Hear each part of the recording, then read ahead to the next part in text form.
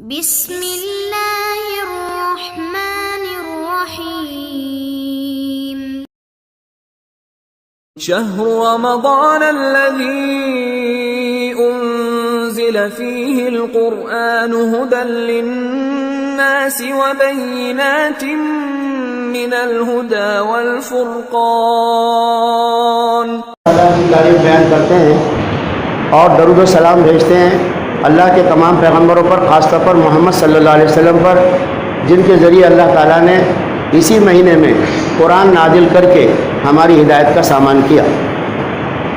اللہ تعالیٰ نے قرآن مجید میں ارشاد فرمایا کہ رمضان کا مہینہ وہ مہینہ ہے جس میں قرآن نازل کیا گیا ہے، اور قرآن وہ کتاب ہے جو تمام انسانوں کے لیے ہدایت ہے. ایسی ہدایت جس کی روشن واضح تعلیمات پر مبنی تعلیم، حق اور باطل کا فرق کھول کے رکھ دینے والی ایک کتاب ہے. لہذا جو کوئی اس مہینے کو اپنی زندگی میں پائے اس پہ لازم کیا گیا ہے تو رمضان کے روزے رکھے. الحمدللہ یہ آیت، اس کا ترجمہ، اس کے تقاضے سب آپ جانتے ہیں، کیونکہ ہر مسجد میں رمضان سے متعلق پورے قرآن میں تلاش کرے تو یہی آیت ملتی ہے، اور اسی کو لوگ اپنے اپنے انداز سے بیان کرتے ہیں اور لوگ اس کو سنتے ہیں. میں آج اس آیت میں سے دو عنوانات کے بارے میں کچھ باتیں آپ کے سامنے رکھنے والا ہوں. ایک عنوان ہے روزے کا مقصد کیا ہے، دوسرا عنوان ہے قرآن کے اتارے جانے کی غایت کیا ہے. روزے کے بارے میں اللہ تعالیٰ نے ارشاد فرمایا کہ روزے اس لیے فرض کیے گئے کہ تاکہ تمہارے اندر تقویٰ کی صفت پیدا ہو، متقی پرہیزگار بن جاؤ. اب تقویٰ کے معنی مطلب کیا ہے؟ اللہ سے ڈر کر زندگی گزارنے والے، اس کی نافرمانی سے بچنے والے، اس کی فرمان برداری اختیار کرنے والے، اس کے عذاب سے بچنے، اس کا خوف رکھنے والے، ڈر کر زندگی گزار کر پرہیزگارانہ زندگی گزارنے والے کو تقویٰ کہتے ہیں. اب اس کی دوسری تعبیر جو روزے کے بارے میں لوگ بیان کرتے ہیں، تزکیہ نفس کے لیے اللہ نے روزہ لازم کیا، ہمارے نفس کو پاک کرنے کے لیے، ہمارے نفس کو صاف کرنے کے لیے، آلائشوں سے پاک کرنے کے لیے. اب یہ نفس کو پاک کرنا، اس کو آلائشوں سے پاک کرنا کیا ہے، اسی کے سلسلے کی کچھ وضاحت آپ کے سامنے کرنا مقصود ہے. بزرگوں اور بھائیوں، دنیا میں ہم یہاں جو آئے ہیں اتفاقاً نہیں آئے ہیں. اللہ تعالیٰ کے ایک عظیم ہستی، اللہ تعالیٰ کے علم رکھنے والی باخبر ہستی ہے، اس کے پلاننگ کے تحت ہم یہاں بھیجے گئے. اور وہ پلاننگ کیا ہے؟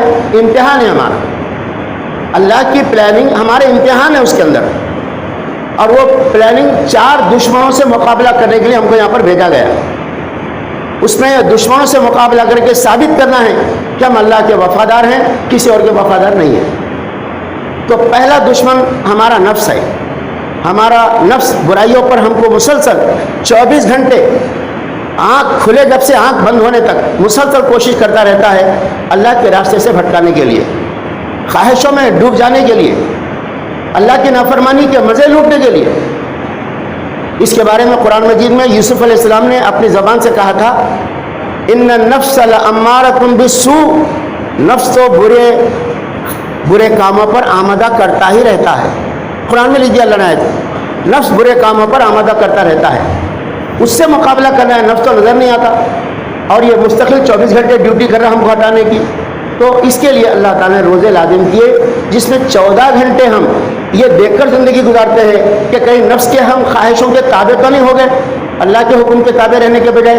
اس طرح سے یہ روزہ ہمارے نفس کو قابو میں لانے کے لیے ایک زبردست ٹریننگ کا کورس ہے. اس لیے کہ نفس 2 تقاضے پیش کرتا، زیادہ 3 تقاضے. پہلا تقاضا پیٹ بھرنے کا، کھانے کا، یہ کھاؤ وہ کھاؤ، اب کھاؤ جب کھاؤ. روزے دار یہ کہتا ہے کہ میں نہیں کھا سکتا، میں اللہ کے حکم کا پابند ہوں، میرا روزہ ٹوٹ جائے گا. دوسرا تقاضا کیا ہے؟ آرام کرو، خوب سو جاؤ. اب وہ تقاضے بھی پورے نہیں کر سکتے آپ، اس لیے کہ دن بھر تو پیٹ بھرنے کے لیے کام کمائی کرنا ہے، اس کے بعد آتے ہیں روزہ کھولتے ہیں، جسم ڈھیلا پڑ جاتا ہے اور آدمی تھکن کی وجہ سے کانوں سے گرم باتیں نکلتی کھانا کھانے کے بعد. اب سو جاؤں گا سوتا ہے، لیکن نماز روزانے کی نماز سے کئی درجے زیادہ لمبی نماز تراویح کے لیے آنا پڑتا ہے، اور وہ تراویح ختم ہوتے ہوتے آدمی تھک جاتا ہے. پھر آدھی رات کے کچھ دیر گزرتی نہیں، سحری کے لیے اٹھنا، دعا استغفار کرنا، کھانا کھانا، بھوک نہیں لگ رہی لیکن کھانا کھانا. تو نفس یہ چاہتا اس وقت سلا دے، لیکن نیند کو چھوڑ کے اٹھتا ہے آدمی. نفس یہ چاہتا نہیں کہ اب کھانے کی کوئی ضرورت نہیں، صاف سو جاؤ، مگر نفس کے مخالفت میں اس کو کھانا کھلاتا ہے، اور دن بھر چاہتا ہے نفس کے کھاؤ پیو، اس کو روکتا ہے. اس طرح سے تیسرا تقاضا ہے اپنی جنسی خواہش کی تکمیل کا. اور یہ انسان کو جانوروں کی طرح سے نہیں ہے کہ کوئی موسم میں ہی جن سے خواہش ہوتی ہے جانوروں میں پرندوں میں. انسان کو سال کے 12 مہینے کسی بھی موسم میں کسی بھی وقت جن سے خواہش کی خواہش ہو سکتی ہے, اور اس خواہش کے موقع پر یہ روک لگاتا ہے روزہ کہ نہیں تم نہیں کر سکتے خواہش کی تکمیل کیونکہ تم روزے میں ہیں. اس طرح سے نفس کو قابو میں لانے کے لیے نفس کے خلاف چلا کر اللہ تعالیٰ اس کی تربیت دے کر اس کو مہذب بنانا چاہتے ہیں. اسی کا نام تزکیہ نفس ہے. جس قوم کے اندر اپنے نفس پر قابو آ جائے تو اس کی مثال لوگوں نے ایسی بیان کی ہے کہ نفس سواری ہے اور ضمیر اور انسان اس کا سوار ہے. اگر آدمی سواری پہ سوار ہو جائے تو سفر خیریت سے گزر جاتا ہے, سواری اس کے اوپر سوار ہو جائے تو سفر تو کیا وہیں آدمی ہلاک ہو جاتا ہے. اس لیے نفس کو قابو میں لانے کے لیے روزے سے بہتر اور کوئی نسخہ نہیں ہے. یہی وجہ ہے کہ اللہ کے نبی صلی اللہ علیہ وسلم باوجود اس کے کہ آپ کا نفس آپ کے قابو میں تھا, ہفتے میں 2 دن روزے رہتے تھے اور مہینے میں 3 دن کے روزوں کی لوگوں کو تلقین کی, ایام 20 کے روزوں کی. کیوں؟ اس لیے کہ یہ امت جس امتحان دینے کے لیے دنیا میں بھیجی گئی ہے اس کے لیے اس کو نفس میں قابو میں آنا ضروری ہے. آج کا زمانہ کیا ہے؟ اباحیت کا زمانہ ہے. ہر چیز مباح کر لیے. جیسے آپ سعودی عرب میں دیکھ رہے ہیں, وہاں پر نائٹ کلب حلال ہو گئے. اب وہاں دیکھ رہے ہیں آپ کہ سنیما تھیٹر حلال ہو گئے. اب وہاں دیکھ رہے ہیں آپ عورتوں کو ڈرائیونگ حلال ہو گئی ان کے لیے. اب تک سب پہ پابندی لگی تھی, اب تک کوئی چیز حرام تھی تو حلال ہو گئی. یہ کیا ہے؟ اباحیت کا دور ہے.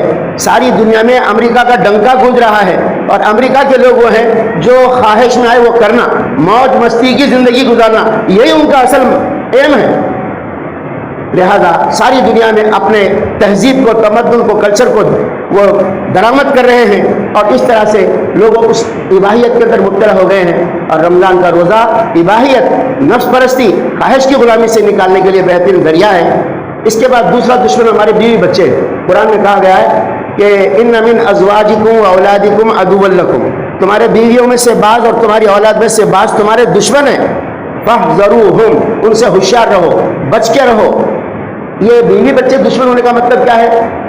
اس زمانے میں تو جب اسلام پھیل رہا تھا, مدینے کو ہجرت کی گئی تھی, تو بعض کے بیوی بچے ہجرت کر کے نہیں آئے اور جانا نہیں چاہتے تو شوہر کو بھی روک رہے تھے, ایمان والے مومن کو بھی. اور بعض ایسے تھے کہ وہ ایمان لانے کے بعد ہمارے زمانے میں بھی بیوی بچوں کی مرضی اور خواہش پوری کرنے کے لیے آدمی جھوٹ بولتا ہے, رشوت دیتا ہے, دھوکہ دیتا ہے. کیوں؟ بیوی بچوں کے معیار زندگی کو بلند کرنا, کیونکہ مطالبہ بیوی کی طرف سے یہ ہے, بچوں کی طرف سے یہ ہے. نتیجہ کرو ہمارے دین ایمان کے لیے دشمن. ان کے ساتھ ہوشیار رہنا, ان کو لمٹ پر رکھنا, ان کی تربیت کرنا اور ان کو اللہ کی نافرمانی کی طرف قدم بڑھانے بلکہ نظر اٹھانے بلکہ خیال بھی دل میں پیدا ہونے سے روکنا. یہ کام کیسے ممکن ہوتا؟ اس کی تربیت رمضان کا روزہ دیتا ہے. آپ دیکھیں گے ہر گھر کا بڑا آدمی سحر کے موقع پر دیکھتا زیادہ لیتا, کون اٹھے بچوں میں. بیوی نہیں اٹھتے اس کو جگاتا ہے, بچے ان کو جگاتا ہے, نہیں تو پانی چھڑکتا ہے, بیٹا روزہ چل جائے, اٹھو. گھر کی طرف متوجہ ہے, کون روزہ رکھے. قرآن